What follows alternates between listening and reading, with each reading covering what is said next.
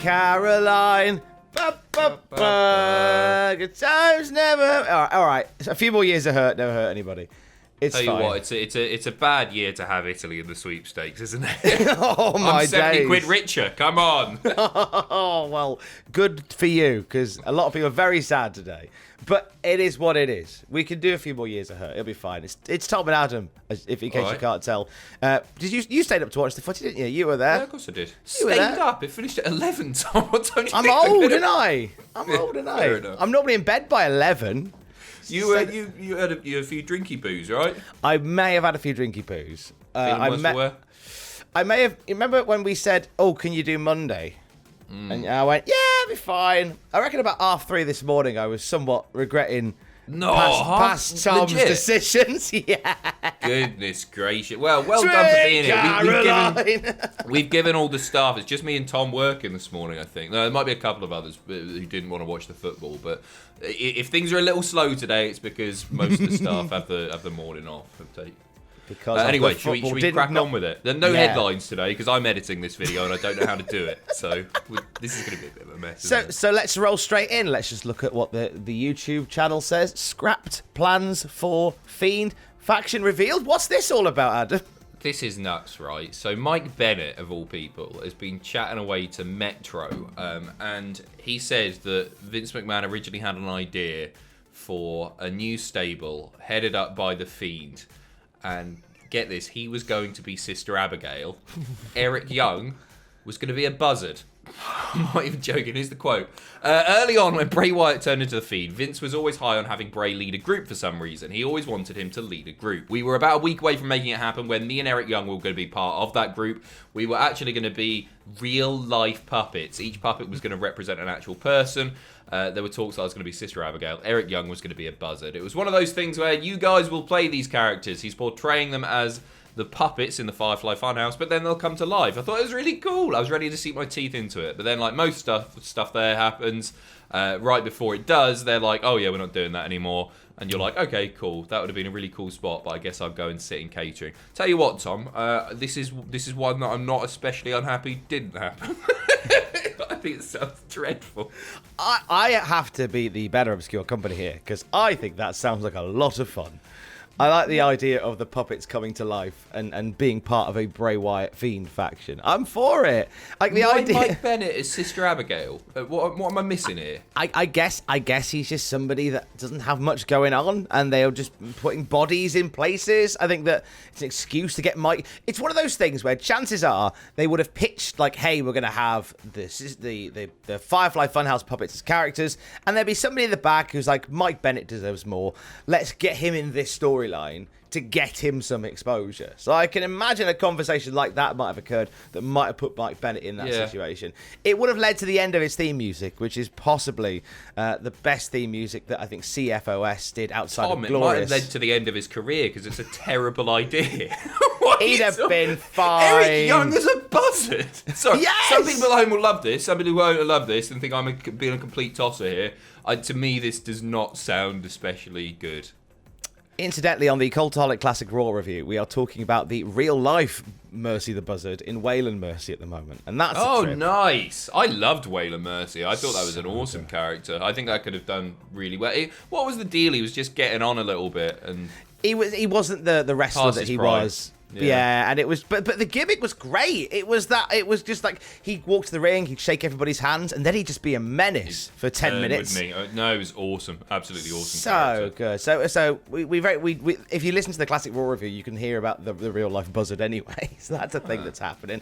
Let's head over to Twitter, where Naomi has deleted her account. This follows Jimmy Uso's DUI arrest, and wrestling fans, unfortunately, let themselves down again. A lot of racial, a lot of personal abuse thrown at Naomi that led to her deleting her Twitter. Quite a few of Naomi's colleagues within WWE have come out in support. Mia Yim and Cedric Alexander have shared messages as well. And it's, you know what, it's a hot button topic this morning, especially here in the UK. It's another example of fans ruining it for everybody. I thought wrestling Twitter was bad. I made one football tweet last night just about how much I thought the England team had been awesome this time, and man, it didn't end well. Let me tell you. But yeah, she's deleted her Twitter. A few of her colleagues, as you say, have come and sort of shown her love. Thea Trinidad, Zelina Vega. We love you, Naomi, sending you all the light, strength, and positivity. Naomi, you are loved. Coming from Mia Yim, Cedric Alexander, all my love and support to Naomi and her family. I don't know why you would attack somebody online in such a way. It's just grim, isn't it?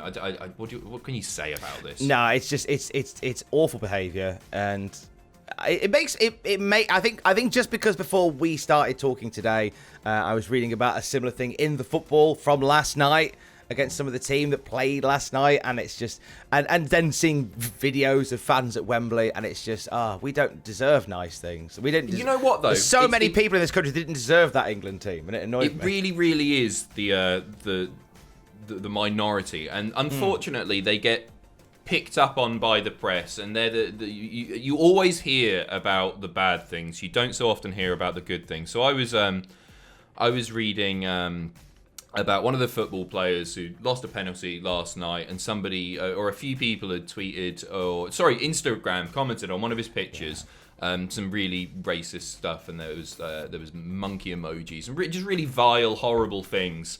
And then I looked at this particular player's Instagram, and every one of the top comments was just completely in support, completely full of love. They're the ones that have got 50,000 likes. You have to scroll all the way down to find it's the few, and we shouldn't we shouldn't let the voices of the small, in every sense, drown out a larger voice. You know, it's the anonymity of social media that allows people to do that. That's it, isn't it? Tell me about it in the comments below.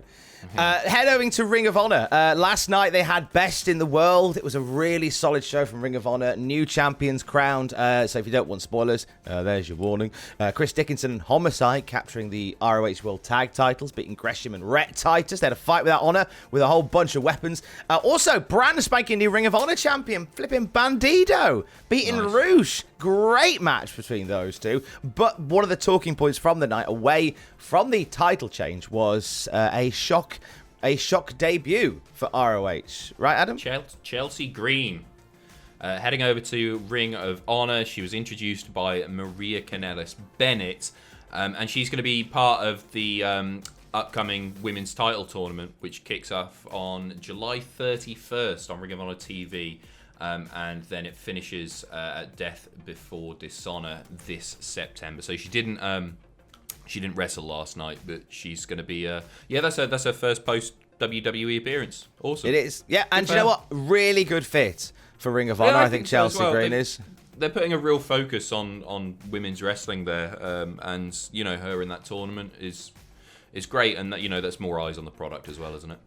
Yeah, absolutely. So you can check out the brackets for the tournament on online now, and I'm intrigued to see how this tournament goes. Some well-known names from the indie circuit in there. You got your Marty Bells in there. You've got Angelina Love amongst it as well. Holly Dead's in there too, and Alison Kay's in there as well, I believe as well. And there's some relatively new faces amongst it as well. So the Women of Honor tournament kicking off very, very, very soon.